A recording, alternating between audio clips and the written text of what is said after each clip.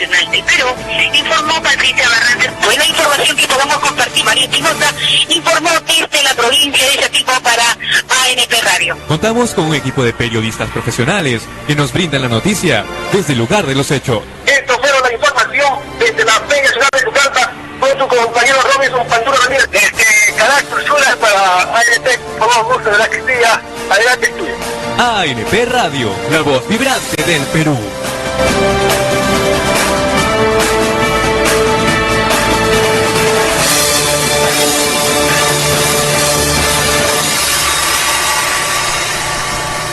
Tratamiento profesional a la noticia en ANP Radio, la voz vibrante del Perú. Tú estás en la conexión de Crónica Viva Informa a través de ANP Radio.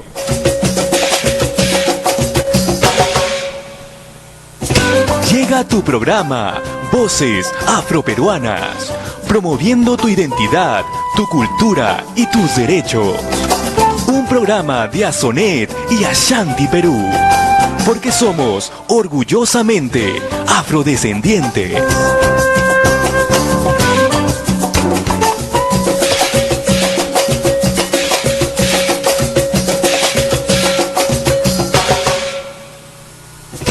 Bienvenidos y bienvenidas. Este es su programa Voces Afroperuanas y empezamos con el portugués porque ya verán que tenemos una invitada muy especial el día de hoy con nosotras. Mi nombre es Angie Campos y estoy con Cecilia Ramírez. Hola a todos, bienvenidos a Voces Afroperuanas. Sí, efectivamente, Angie, hoy tenemos un programa muy especial, así que vamos a practicar nuestro portuñol. Así es, y quien nos acompaña el día de hoy es la profesora doctora Jocelina da Silva. ¿Se pronuncia así? Creo que sí. La profesora es profesora de la Universidad Federal Rural de Río de Janeiro.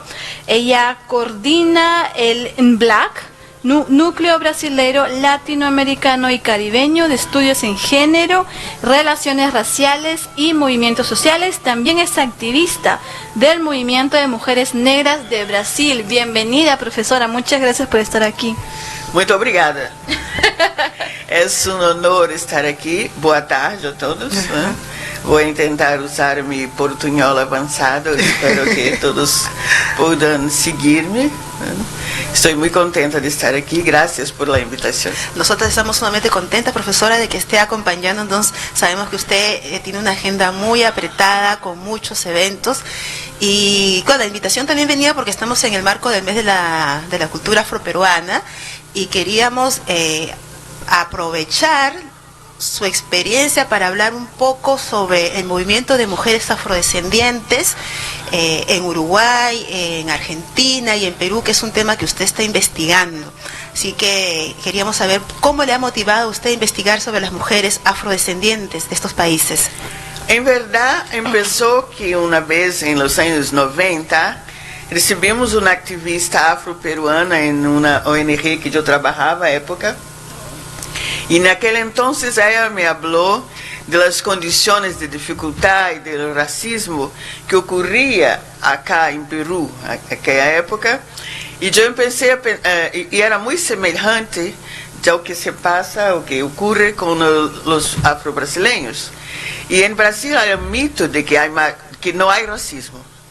Y aquellos que dicen que hay racismo, dicen que ocurre porque somos muchos, porque somos más del 50% de la población. Exacto. Entonces yo estaba hablando con una persona que me decía que en aquella época que ustedes eran en torno a alguna cosa como 3%. Exacto, sí. Y no en tanto las condiciones, las persecuciones, todas las acciones racistas eran muy semejantes a lo que ocurre en Brasil.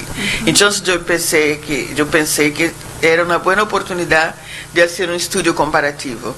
Pero después empecé mi doctorado, empecé a trabajar, no tuve oportunidad de venir acá, cuando finalmente apareció esta oportunidad de hacer mi postdoctorado en la Universidad Católica acá de Perú, y ahora un estudio comparativo hablando de los movimientos de mujeres negras en 3 países, Perú, Uruguay y Argentina. ¿Y cuál es esa similitud que usted descubrió que tenemos las mujeres en Perú con las mujeres de Brasil? Eu creio que a primeira coisa a entender quando se habla de los afrodescendentes nesses países, e sobretudo quando se habla de las mujeres, é pensar que estamos bajo um tema de la mestizaje.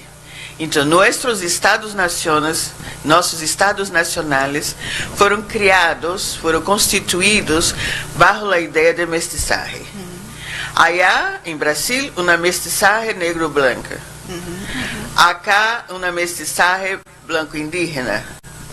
Então, em los dois momentos, a ideia de mestizaje, seguida da ideia de melhorar a população, melhorar a raça e fazer com que estes países, estamos falando de por lo menos metade do século XIX, fazer com que estes países se cambiaram em países com desenvolvimentos, porque a população acá indígena era muito grande e allá a população negra, pueblos entendidos como pueblos menores, como pueblos incivilizados. Então era necessário que a mestizaje com a população branca europeia fuera uma mestizaje que pudesse ao mesmo tempo permitir que hubiera desenvolvimento de pessoas e desenvolvimento econômico em estes países. O que passa é que com isto o processo de mirar a las pessoas negras como pessoas inferiores seguiu nestes países. Então, quando você põe a questão de raça e a questão de gênero, nós, mulheres negras, somos vistas como as inferiores, as mais inferiores entre os inferiores. E é claro, por isso há movimentos organizados em diferentes países que se posicionam contra estas ideias. ¿Y por qué escoger Uruguay y Argentina? También porque se pensaría que no hay población afrodescendiente en estos países. Exatamente por la mesma razão. Quando falamos de América Latina, mestizaje é problema sempre, né? O que ocorre na Argentina é o mito de que não há negros, né? Então, em cada lugar há um tipo de mito. Então, o mito de Argentina é o mito de blanquidade, seguida da ideia de que os negros allá nunca existiram. E os poucos que por acaso estariam aí foram mortos, assassinados com as grandes guerras. Em termos de Uruguai, Uruguai se assemelha a Brasil em termos do mito de que não há racismo, porque as pessoas são muito amáveis, muito afáveis, e por isso não haveria racismo allá. E esse é problema porque quando os afros destes países começam a denunciar, a ser visível este problema, aí eles são muitas vezes chamados de que estão criando problema que aún não existira hasta que eles começaram a falar a respeito. Entonces sí hay afros en Uruguay y en Argentina. Hay afros y hay afros organizados. Esa es mi mirada, ¿no? Que hay afros yo no tengo dudas, pero para mí lo importante es traer para ayudar a traer para visibilidad a ideia de que essas pessoas estão aí, estão lutando contra racismo, contra sexismo e contra diferentes formas de opressão.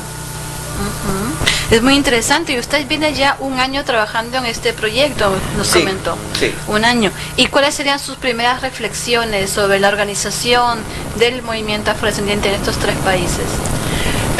Yo creo que las realidades son diferentes. Cuando miramos Uruguay, aunque a populación negra ya sea hoy en torno de 7%, vemos que há processo muito avançado de organização social e de obtenção de direitos direitos de ação afirmativas, por exemplo, algumas leis que estão aí para proteger os afrodescendentes, discussões dentro das escolas. Não digo com isso que haya acabado o racismo, pero há forte movimento que ha logrado poner em los diferentes níveis da sociedade, nos diferentes níveis do Estado, leis proteccionistas para os afro-uruguaios. Em termos de Argentina, isto recém empieza. Há movimento forte, pero este movimento, claro, também ha logrado coisas, pero há problema grande na Argentina, criado por la academia, pero que muitas vezes ha sido assimilado pelos afro-argentinos, que é dividir-los em grupos. Então, quando falamos de los afro-argentinos, há aqueles que são chamados de los afro-argentinos do tronco colonial. Que são do tronco colonial? São aqueles que vieram, ou que seus antepassados vinieron en los navios desde África. Es como si estos fueran os verdadeiros afro-argentinos. Verdadeiros, aí estamos, claro, não acreditando neste mito. E há também os outros que são os herdeiros mais recentes de los cabo-verdianos, que são grupo que chegaram na Argentina em fines do século XIX e que quando chegaram não eram Cabo Verde, porque Cabo Verde é uma república nova, uma nação nova que se estabilizou, que se independizou de Portugal nos anos 70, pero eles, quando chegavam aí, eram chamados de los portugueses de las islas. Então já sabíamos que estávamos falando de portugueses que não eram brancos, portugueses negros. Então, hasta hoje, este grupo está como que separado de los demás. Então, é como a ideia, o mito é que grupo veio obrigado, que vieram nos tumbeiros, nos navios. E o grupo que vieram de Cabo Verde, agora Cabo Verde, é o grupo que vieram espontaneamente, decidiu vir, não foram obrigados a vir. Então, com isto, às vezes há dificuldades de organização destas pessoas negras. Há outro grupo que é grupo de negros afro-argentinos que não se ubicam entre os cabo-verdianos e também não se ubicam entre os chamados tronco-coloniales. Esses tronco-coloniales todos têm apelidos de los colonizadores. Aunque sejam negros organizados politicamente, siguen bajo esta definição. E isto, é claro, está presente também no meio do movimento de mulheres negras. Há também grupo grande de negros que estão na Argentina e que hoje têm filhos argentinos, que são os de diferentes países africanos. Entre eles estão os senegaleses. Claro, hay una migración importante senegalesa últimamente en Argentina también, ¿no? Muy grande. Sí, muy grande. Sí. Sí. Bueno, y entonces en todo este contexto, ¿cómo los afroargentinos han podido organizarse en un país que los excluye ciertamente, ¿no? Todo el tiempo, sí. Quando cheguei na Argentina, me lembrei de uma poeta que eu conheci em los anos 90, início dos anos 90, em Alemanha. Seu nome é, vou me lembrar em breve. E ela dizia, como negra alemã, dizia que a coisa mais difícil é viver em um país em que a primeira pergunta que lhe fazem é de onde eres e a segunda, quando te vas. Isto é o que sinto, o que depois de falar com as mulheres negras organizadas enquanto movimento na Argentina, é muito semelhante. Então, é um país que não reconhece sus ciudadanos, sus hijos que son de ascendencia africana.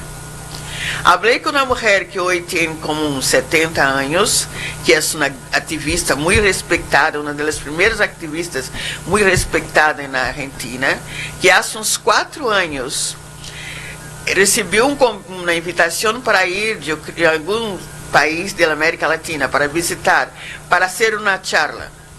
Y cuando llegó en el aeropuerto, la Policía Federal de Argentina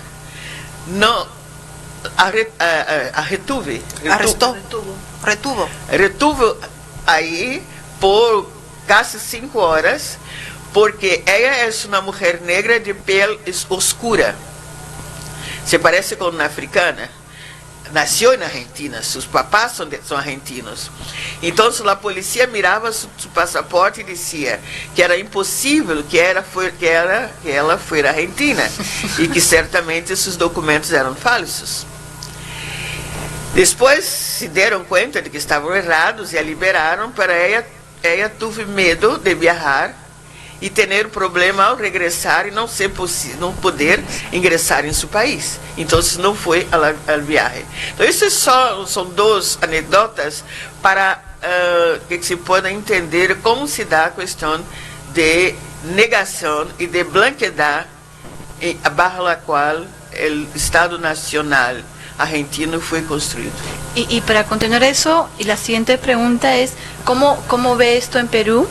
Le cuento una anécdota. Hace una semana estábamos un grupo de jóvenes y de la oficina de ASONED en la Plaza de Armas, viendo la caravana por el inicio, ¿no?, del mes de la cultura afroperuana, y unos vigilantes se nos acercaron y nos preguntaron, ¿de dónde son ustedes? ¿No? Es la pregunta que justamente cuestiona el hecho de ser o no ser peruanos. Entonces, ¿cuáles son las reflexiones que ha pasado hace una temporada aquí en Lima y ha hablado con muchas activistas, cuál es su percepción sobre la población afrodescendiente y la acción que tienen actualmente en nuestro país? Desafortunadamente, Brasil no tiene una larga tradición con estudios comparativos. Okay. Pero yo creo que estudios comparativos son extremadamente importantes y en caso de racismo, una de las cosas ayuda a entender que no hay racismo menor o peor. No hay racismo más fuerte o menos fuerte, más cruel o menos cruel. El racismo es cruel. Y lo que hay son diferentes formas que el racismo se manifiesta. Entonces, en este sentido, es tan grave lo que ocurrió con esta señora en Argentina como o que ocurrió con ustedes, con la anécdota que acabas de me relatar, ¿no? Porque en las 2 situaciones se está diciendo que aquel cuerpo negro no debería estar ahí, que aquel cuerpo negro está en el lugar equivocado y por esto puede ser eliminado. Entonces es una constante situación de vulnerabilidad. Siempre, que como pasa en Brasil, por ejemplo, que la policía cree que toda persona negra es una persona mala, que toda persona negra es una asesina, o está, si no robó, va a robar. Si no robó, si no está robando, un día va a robar. Entonces, para prevenir el malo, vamos a arrestar a esta persona, vamos a hacer alguna violencia contra esta persona pelo simples hecho de que es una persona negra. Entonces, cuando la seguridad les pregunta, en verdad está diciendo que ustedes no son de acá porque no hay espacio, no hay local donde se pueda ubicar cuerpo negro. Y cuando esse cuerpo negro porque son daquilo que en Durban aprendimos, que son llamadas las discriminaciones agravadas. Entonces, hablamos entonces, en caso de essa anedota que me contaste, um corpo que é negro, que é feminino e que é jovem. Então, cada uma dessas posições cada uma dessas condições vão se superponendo. Sí. Y van se transformando en más y más vulnerabilidad. Y bueno, entonces, quiere decir de que estos cuerpos negros deberían estar situados en otros espacios, digamos, ¿no? En los espacios que comúnmente son como los estereotipos que tenemos nosotros, ¿no? Quizás en la cocina, como lo han hecho nuestras ancestras, ¿no? Que se dedicaban a cocinar, o a otros que se dedicaban a bailar, o en el deporte. Más o menos por allí va el lenguaje, de que no podemos situarnos en otros espacios que también nos pertenecen como seres humanos. E todos esses espaços de estereotipados para nós outros, cada vez mais somos retirados também daí. Porque ao momento que o desporte empieza a ser uma profissão em que há uma grande ganância, aí os negros cada vez são menos. Quando pensamos em la cocina, sim, nossas mamás, nossas abuelas e bisabuelas estavam aí. Mas as jovens hoje, para ter espaço na cocina com dignidade, teriam que fazer cursos, ir às escolas especializadas, e estas escolas são muito caras. Então, quem vai? Então, cada vez mais, as pessoas que não são negras aprendem a tradição de cocina de nossos países e vão a fazer ganâncias, altas ganâncias, e nós outros nos quedamos atrás de las cocinas e não em las cocinas que estão à frente de la prensa, de las televisões. Então, hasta aí temos que pensar. A ver, con relación a las políticas que hacen estos estados, estaba mencionando que, por ejemplo, Uruguay había hecho un trabajo, digámoslo, bueno con relación a la población afrodescendiente. En el caso de Perú, estas políticas que se están realizando a través del Ministerio de Cultura, no sé si usted ha tenido la oportunidad de ver un poco cómo funcionan los movimientos sociales aquí, ¿qué reflexión le da sobre si hay algún avance? Usted no es la primera vez que viene a Perú y ha venido varias veces. Estos avances, a mi crédito, ocurrieron más porque tanto en Brasil como en Uruguay tuvimos por largos años gobiernos democráticos, verdadeiramente democráticos. Através destes governos, as populações afro-brasileiras, a população afro-brasileira logrou conseguir alguns êxitos. Claro, não é só o mundo ideal, pero muito se conseguiu. É importante dizer isto para entender que os activistas, os que estão em luta, siguen en este proceso de luta, pero los ganhos, los logros vão ser diferenciados de um país para outro, muito mais a depender de que tipo de governo accepta ou não suas agendas, suas demandas. Então, é importante para que não pareça que em um país se conseguiu e em outro não, porque os ativistas não lutaram o suficiente. Isso não é verdade. Pero o resultado das lutas há que depender também das condições políticas daquele país naquele momento sociohistórico. Eu creio que por isso se pode entender porque Peru não está tão adelantado como os outros países. Incluso a Argentina, durante o momento de um governo mais democrático, logrou algumas coisas. Não está também como seria o cielo, o melhor de los mundos, pero conseguiu coisas que Peru não ha conseguido todavia.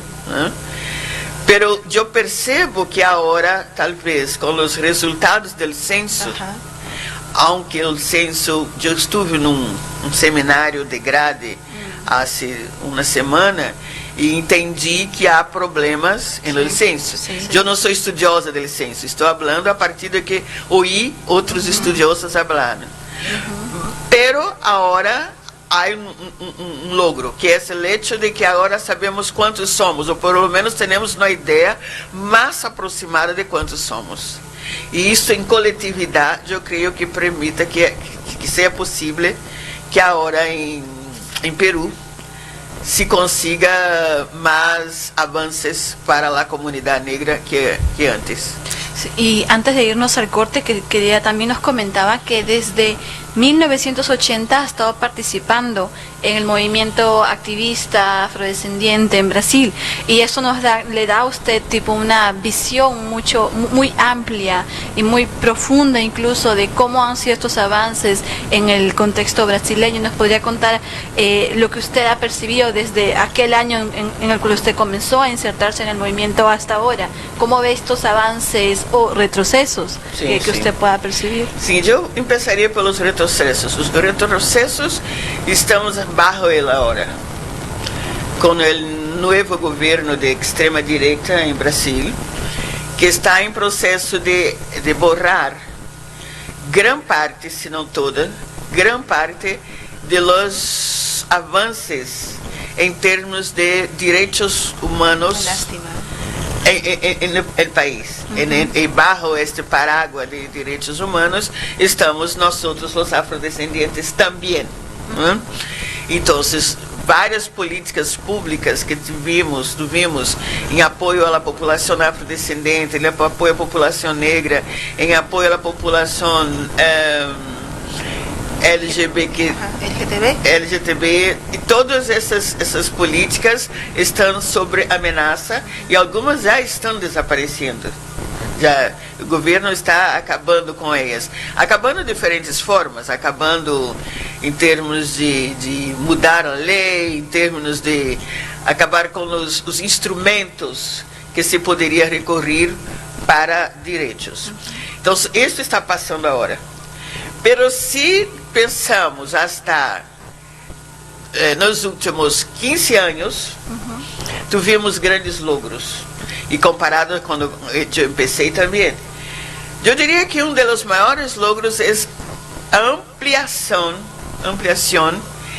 destas reflexões em toda a sociedade.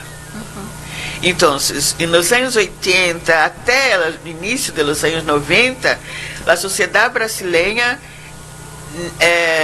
dizia que não havia racismo. Hoje não se pode dizer isto a não ser nosso presidente atual. Sí, claro. Que pero não tive coragem de dizer que não havia. Disse que não era tão forte. Para uma pessoa que nega todo, o hecho de que dijo que não é tão forte significa que não é possível, aunque seja ele, dizer que não há. Essa é minha leitura, né? E todos os meus amigos seguem a mesma forma de pensar. Então, hoje a sociedade brasileira reconhece que há racismo. Hoje o número de pessoas, incluso que talvez não sejam pessoas do movimento, pessoas comuns em las calles, hablam, reconhecem, percebem, notam quando são discriminadas. Então, esto es para mí un gran logro. Bien, vamos a ir a una pequeña pausa y nada, vamos a regresar acá con la doctora Yoselinda porque estamos así aprendiendo muchísimo sobre los movimientos sociales en América Latina con ella, así que regresamos en unos minutos aquí en Voces Afroperuanas.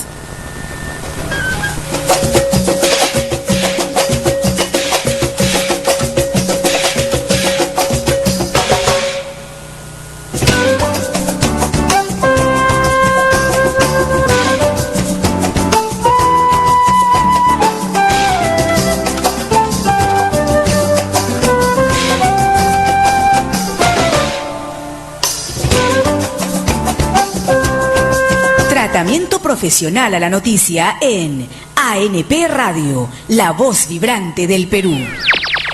Tú estás en la conexión de Crónica Viva Informa a través de ANP Radio.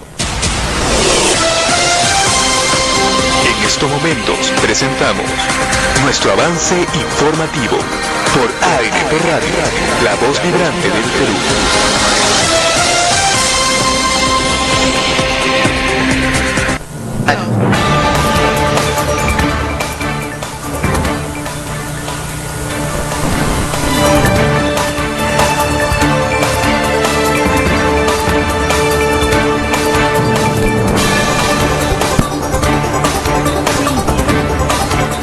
Buenas tardes, amigos y amigas de ANP Radio, la voz vibrante del Perú. Les saluda Paula Berrocal y siendo las 3:47 de la tarde damos inicio al avance noticioso de Crónica Viva Informa.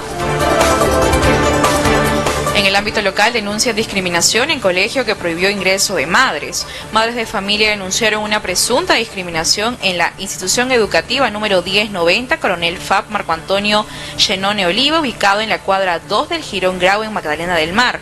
Ellas contaron que el colegio les impide el ingreso a la actuación por el Día del Padre, que se realizará este viernes 14 de junio. Asimismo, el Ministerio de Educación, a través de la Dirección Regional de Educación de Lima Metropolitana, informó que el caso está siendo investigado y que se trató de un error de comunicación. Y en el ámbito político confirman uso de dinero de la Caja 2 en las campañas del Perú. Hilberto Mascarena Silva Alves, ex encargado de la División de Operaciones Estructuradas de Odebrecht, conocida como Caja 2, declaró ayer al fiscal José Domingo Pérez durante el interrogatorio en Salvador de Bahía, en Brasil, que Jorge Barata le solicitó que desembolsara dinero para que la constructora financiara campañas políticas en el Perú. Silva además detalló que el dinero ilícito se transfirió a las cuentas del doleiro, persona que traslada dinero ilegal, Olivio Rodríguez, y que una vez en el Perú, habría entregado ese monto a una empresa peruana y que luego fue recibido por Barata. Y en el ámbito regional, sismo de magnitud 3,7 se registró esta tarde en Moquegua. Un sismo de magnitud 3,7 se registró en la región Moquegua, informó el Instituto Geofísico del Perú. De acuerdo con el IGP, el epicentro de este movimiento telúrico se ubicó a 12 kilómetros al sur de Mariscal Nieto, en la región de Moquegua, y a 28 kilómetros de profundidad. Y en el ámbito internacional, alarma en Medio Oriente tras nuevo ataque a 2 petroleros en el Golfo de Omán. La tripulación de 2 petroleros tuvo que ser evacuada este jueves después de que mandaran señales de socorro por un nuevo incidente en el Golfo de Omán que disparó los precios del petróleo. El incidente, el segundo en pocas semanas, implicando a navíos que circulan por esta zona estratégica, llega en medio de las tensiones entre Irán y Estados Unidos, que acusó a Teherán de ser responsable de un primer incidente en mayo. Según las autoridades noruegas, el petrolero Front Altair, propiedad del grupo noruego Frontline, fue atacado y hubo 3 explosiones a bordo, aunque no hubo heridos. Y en el ámbito deportivo, no habrá final de ida y vuelta en la Copa América 2020. El presidente de la Conmebol, Alejandro Domínguez, declaró que no habrá final de ida y vuelta para el 2020, que eso está descartado y que se jugará en una sola sede. El titular de la entidad sudamericana anunció que junto a su equipo de trabajo se tomarán unos días más para poder ajustar detalles que no afecten a los futbolistas. Indicó que el calendario les exige demasiado. Siendo las 3:51 de la tarde, hasta aquí llegó el avance noticioso de Crónica Viva Informa, que es en sintonía de ANP Radio, la voz vibrante del Perú. Buenas tardes.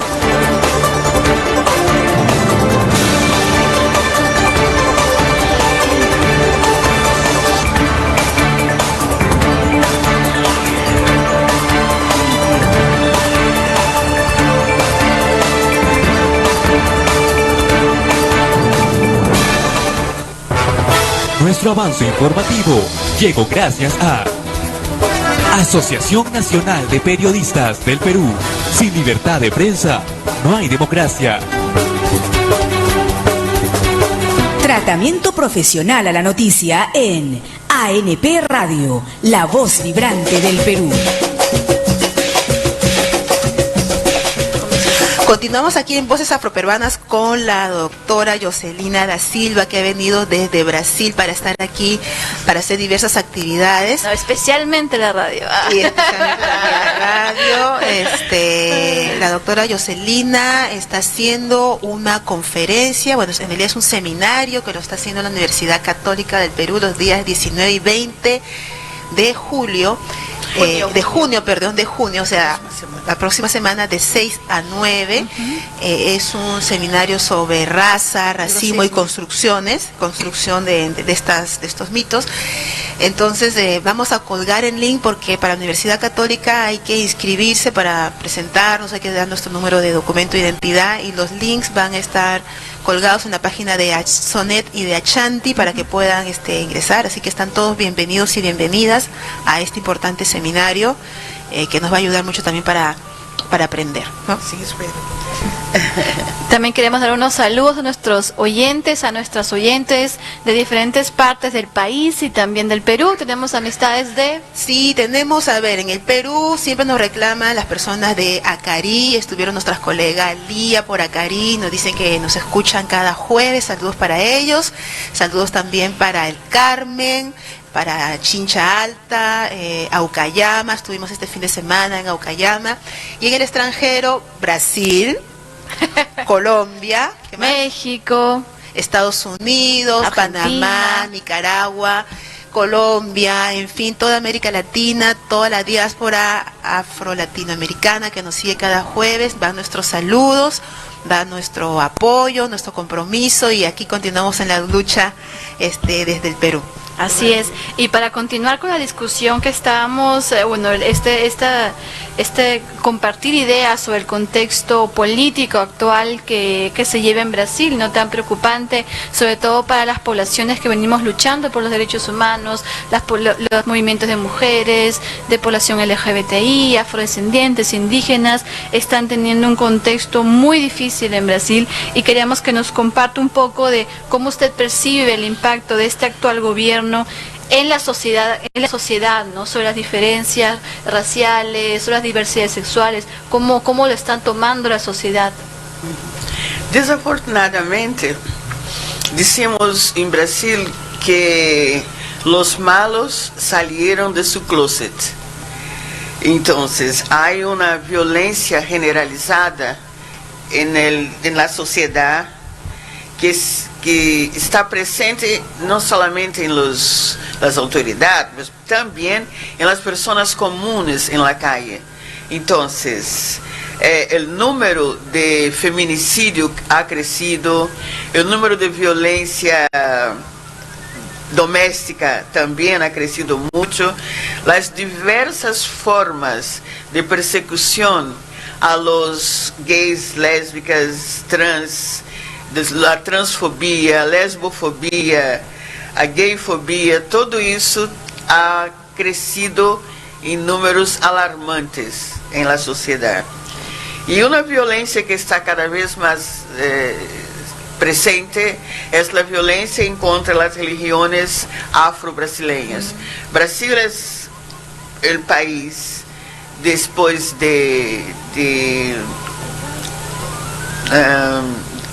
afuera de África, Brasil é o país afuera de África, o número maior de população negra. Então, oficialmente somos 54% da população, pero o movimento negro reconhece que somos em verdade mais de 70%. Então, o censo nos diz 54%.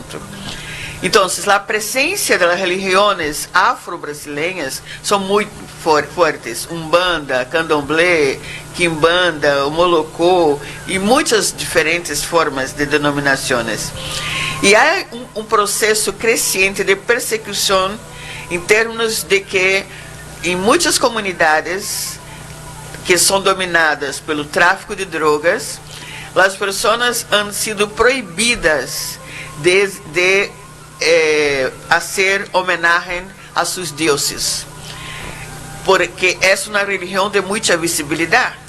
Então, se há um momento religioso, sagrado, adentro da casa, a vecindade lo reconoce, porque há tambores, claro, há aplausos, há cantos, né? E tudo isso dá visibilidade. Então, não é uma religião que pueda ser hecha em secreto. A outra forma de visibilidade é a roupa. ¿No? Por exemplo, a los viernes, grande parte das religiões esperam que seus adeptos saiam à calle vestidos de branco. Então, se não é médico, se não é enfermeira, se não está na área de saúde, eres uma pessoa de religião de matriz africana, como dissemos. E há muitos casos de pessoas que são perseguidas, perseguidas em las calles, porque usam collares, porque tienes panuelos blancos na cabeça, que são os turbantes, então sabem que são de religiões, são perseguidas por isto. Estos traficantes de drogas muitas vezes vão às casas das pessoas e destroem tudo, quebram tudo, rompem tudo, porque para que essas pessoas parem com isto. Eu tenho agora uma aluna de maestria que está fazendo uma investigação justo sobre isto. E sua pergunta de investigação é: que passa no dia seguinte? Então, depois que uma pessoa tem uma casa destruída, como vai se relacionar com a vida no dia seguinte? Porque é uma religião de cotidiano, não é uma religião que uno vai um dia da semana, os domingos, para estar aí com seus deuses. Não, é diário. Eu fui criada em uma casa de matriz africana, na casa de candomblé. Meu papá acordava às 5 da manhã e ia para a parte religiosa da casa, e aí falava com seus deuses diariamente. A minha mamã lhe gostava de fazer isso diariamente antes de dormir. 1 hora, 2 horas, falando com seus deuses. E de repente, essas pessoas não têm mais este quarto, não têm mais esta habitação para ser isto, porque tudo foi destruído. Então, é disso que estamos falando. Como se posiciona. E isto está acontecendo porque somos um país de grande maioria de população de religião de matriz africana, mas cada vez mais as religiões neopentecostais crescem. E estes traficantes nós chamamos de traficantes evangélicos. Parece uma contradição, mas isso é. Muitos destes traficantes, antes de sair para suas atividades de trabalho de tráfico, suelen orar para Jesus antes de sair. Então, para eles, os inimigos mais cercanos são as pessoas que são da religião afro-brasileira. Então, estamos falando da inserção da parte da violência no tecido social da sociedade, o que é muito sério e muito peligroso. Wow. Y en todo este contexto, ¿cuál sería el próximo paso que debemos hacer desde sociedad civil, organizada y no organizada? ¿Qué es lo que se esperaría en una sociedad brasileña con este fuerte impacto? Yo creo que ese paso ya está siendo dado. Cuando, por lo menos 2 veces al mes, a veces más, tenemos grandes movilizaciones. Estou falando de millones de pessoas em las calles, em las principales cidades del país, contra este estado de coisas que o governo está propondo. Por exemplo, tivemos há quase um mês atrás uma grande mobilização contra as políticas educacionais criadas pelo governo, que em verdade não são políticas educacionais, é uma política de destruir os avanços em la educação e uma política de persecução às universidades públicas. Então, milhões de pessoas foram para a calle. Agora há uma outra proposta contra as leis que acabam com os direitos dos trabalhadores. Então, na próxima semana, em verdade, amanhã haverá grandes mobilizações na calle. Então, eu creio que isso é o que está ocorrendo. Mas os temas são tantos de luta, né? Además da renda natural de todos os movimentos, cada um tem suas rendas, há temas comuns que fazem com que a sociedade esteja todo o tempo em luta. E também, eu creio que quando há muita opressão, também há muito movimento contra a opressão. Então, você vê pessoas que não são involucradas em nenhum partido, não são involucradas em movimento algum, mas que entendem que esse é o momento de estar na calle. E claro que também há um movimento que está em favor do governo, que também vai à calle. Pero parece que não é tão forte quanto o movimento que propõe se posicionar contra los diferentes niveles de violencia. Y el racismo es una violencia. Pero todo este proceso, profesora, es solamente desde el momento que ha llegado el nuevo gobierno de Bolsonaro, o es un proceso de una acumulación de políticas de Estado que viene arrastrando Brasil desde hace muchos años y que ya está desencadenando ahorita que hay un gobierno de ultraderecha? Sí, yo entiendo que en verdad el gobierno de izquierda hizo muchas cosas buenas, pero también hubo muchos equívocos. Y ahora esto también es parte de estos equívocos. Pero cuando se mira, no se puede, cuando se habla de un Estado nacional, no se puede hablar solamente de aquel Estado nacional. Hay que ver la conjuntura mundial, más que la América Latina, ¿no? Estamos nesse momento numa conjuntura mundial que demonstra um crescimento muito forte, muito rápido da extrema-direita. Isto está em diferentes partes na América Latina, está na Europa, está nos Estados Unidos. Então, esta extrema-direita apoia uma a outra. Então, Bolsonaro vai aos Estados Unidos, Bolsonaro vai a Israel, Bolsonaro vai à Argentina. Macri vai a Brasil a reunir-se com Bolsonaro, não? Então, assim está. Então, em verdade, é mais que solamente um único presidente. E isso é preocupante. Então, temos que pensar sobre isso.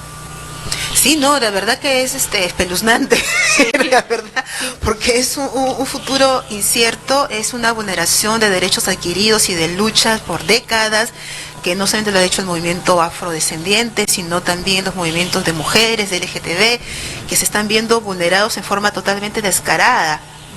Y ante ello, bueno, la sociedad civil tenemos que seguir organizándonos, tenemos que, no sé, salir a las calles, ¿no? Como lo están haciendo nuestros compañeros de Brasil, para ver cómo podemos aliviar en alguna forma este pesar que estamos pasando, ¿no? Sí, es verdad. Así es, y dentro de todo el trabajo que usted está haciendo como profesora y también como activista en el movimiento de mujeres negras de Brasil, ¿cuál usted cree que es este desafío? Al menos yo siento mucho cuando me presento en el doctorado, soy también activista, pero como que no se ve todavía este enlace, ¿no? Este nexo entre el activismo y la academia, y lo importante que es incluirlos e ir ambos de la mano. ¿Cuál usted cree que sería el desafío en el caso peruano, ¿no? Desde el activismo afroperuano, para unirse, ¿no? a la academia también y estar aliados? Sempre tenho um cuidado de não estar falando de receitas, né? Porque cada realidade é uma realidade diferente, né? Em nosso caso em Brasil, foi bueno a atitude de invadir, este é o verbo, invadir a universidade. Não invadir solamente como sendo estudante, pero estar em los eventos da universidade. Me acordo nos anos, fines dos anos 70, todos os 90, 80, 90, que quando sabíamos que havia uma determinada discussão na universidade, aunque não estivesse falando de los afrodescendentes, nós íamos aí, assistíamos, peleávamos, exigíamos, né? Então, fomos invadindo espaços, né? Isso em termos de academia e movimento. Hasta hoje, é claro, ainda se encontra professores que creem que são campos distintos. Por exemplo, os alunos, aunque não sejam negros, que decidem estudar as questões relacionadas a los afros, chamamos de questões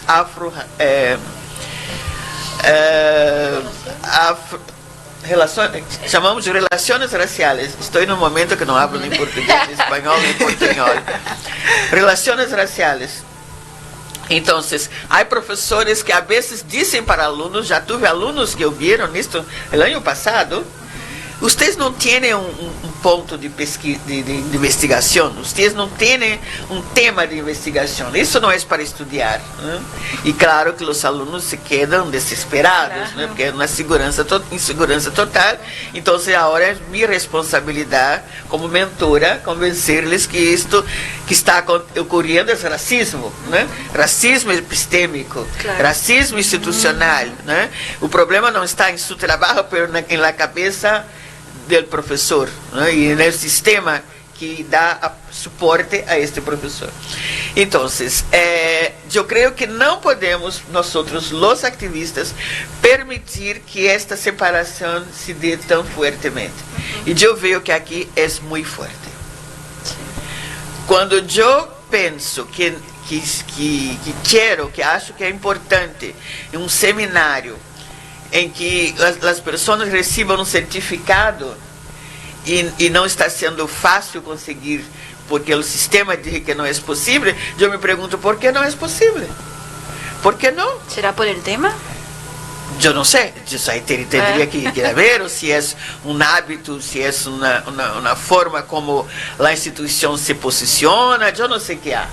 Né? Pero é impossível que as pessoas estejam 6 horas sentadas recebendo classes em uma instituição educacional e ao final não tenham um certificado que ateste que a pessoa esteve aí. Por que não? Que há de errado? É somente um papel firmado. Eu não sei o que passa. Pero uso esse exemplo para dizer que só há uma maneira de acabar com isso: invadir. Nós temos que ir aí y reivindicar nuestro espacio. Ellos no nos darán. Así es.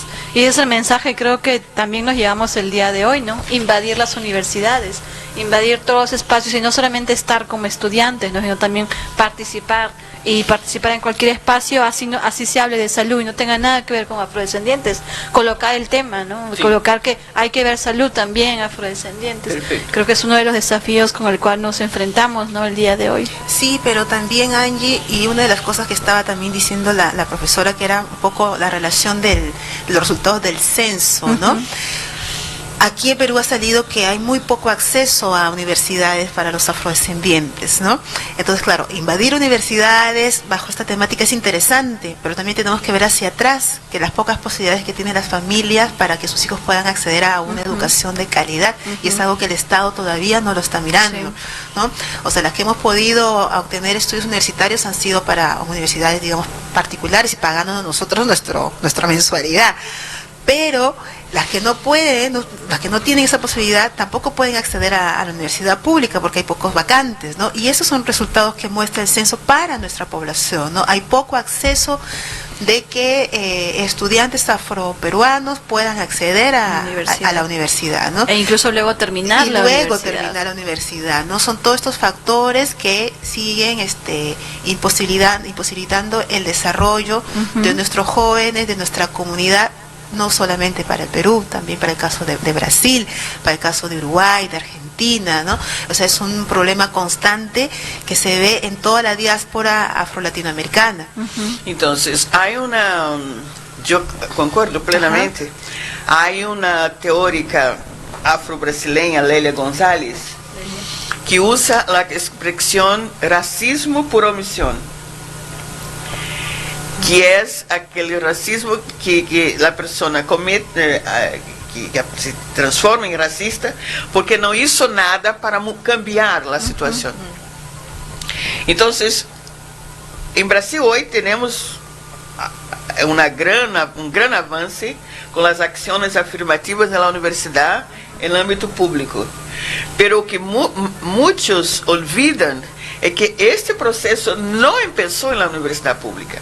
A primeira universidade a ter ação afirmativa foi a universidade privada, que é a Universidade Católica de Rio de Janeiro. A Pontifícia Universidade Católica de Rio de Janeiro, em los anos 90, começou todo um processo de centenas de becas para afro-brasileiros.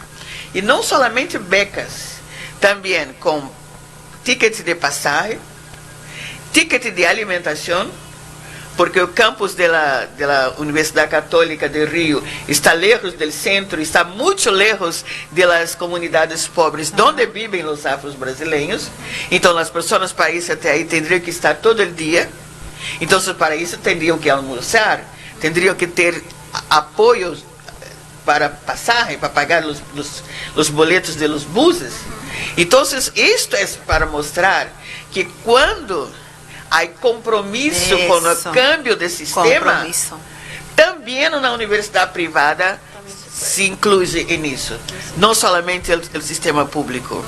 É claro que isto foi fruto de luta, principalmente por um frei católico, Frei Davi, que foi o que começou esse processo com um grupo chamado Negros e Carentes. E aí começou e foi até a universidade, falou com os reitores e tudo isso, e finalmente logrou que isso ocorrera e ocorre até hoje. Então a Pontifícia Universidade Católica de Rio tem alunos negros em diferentes níveis e diferentes cursos, não somente os cursos para pobres, e também tem professores negros. ¿Cuáles son los cursos para pobres? Qué interesante es eso. No sabía que había otra discusión. Sí, ¿cuáles son esos cursos para pobres, por favor? Hablemos de los cursos para ricos. Entonces, a ver. Medicina, Derecho, que são cursos que existem de dedicação total, exclusiva. Os livros são muito caros, todo o processo. Medicina, por exemplo, são cursos que muito raramente se verá pessoas negras, aunque haya acción afirmativa. ¿Y los cursos donde acceden los negros, cuáles son? El opuesto. Los más bajos. En la universidad mismo. En la universidad mismo. Los cursos son como las profesiones, ¿no? Las carreras profesionales a los que tienen más acceso a algunas élites y las que no. Sí. Qué interesante, pues me quedaba así como, bueno. Bueno, sí, estamos también un poco contra el tiempo y quería darle un espacio a la profesora para que nos cuente un poco del seminario que ya lo presentó al inicio de este bloque, Cecilia. ¿Qué se va a hacer en el seminario? ¿Sobre qué temas va a tratar ahora? Esse seminário é de 6 horas, são 2 dias complementares, então é necessário estar em los 2 dias. Né? Vamos falar da constituição das teorias de racismo, e a ideia de fazer esse seminário, que é na verdade uma compilação, resumen de toda uma classe de semestre que dou na universidade. Começou porque eu, como ativista, vi que muitas vezes nós lutamos contra o racismo, pero pouco tempo temos para pensar sobre o racismo. E como ele se constitui, como ele se organiza e como ele entra no tecido social.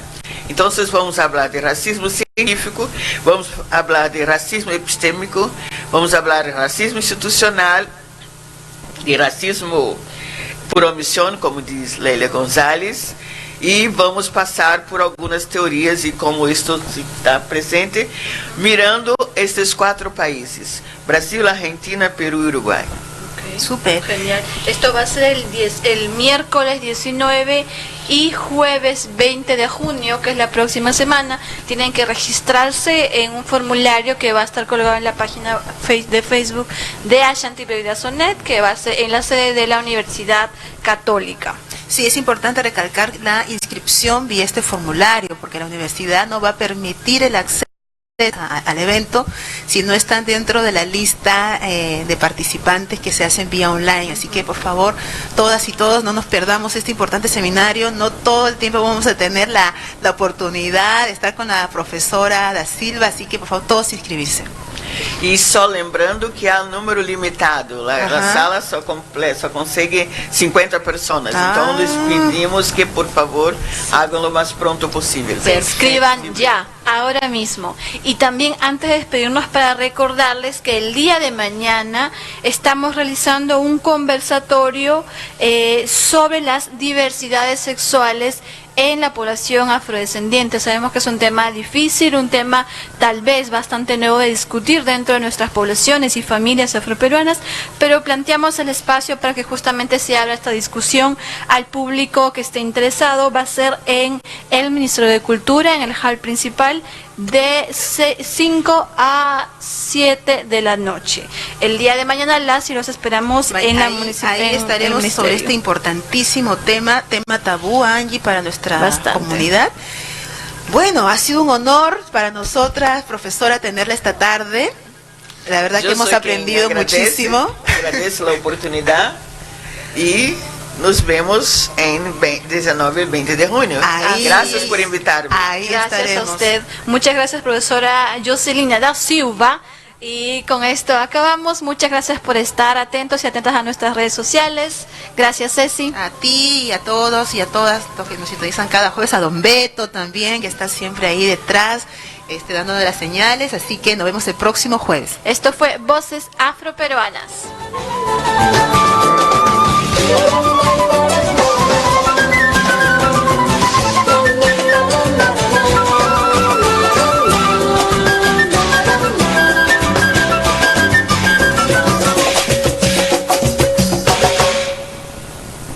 Gracias por escuchar Voces Afroperuanas, una producción de la Asociación Negra de Defensa y Promoción de los Derechos Humanos, ASONED y Ashanti Perú, Red Peruana de Jóvenes Afrodescendientes, con el auspicio de la Asociación Nacional de Periodistas del Perú. Tratamiento profesional a la noticia en ANP Radio, la voz vibrante del Perú.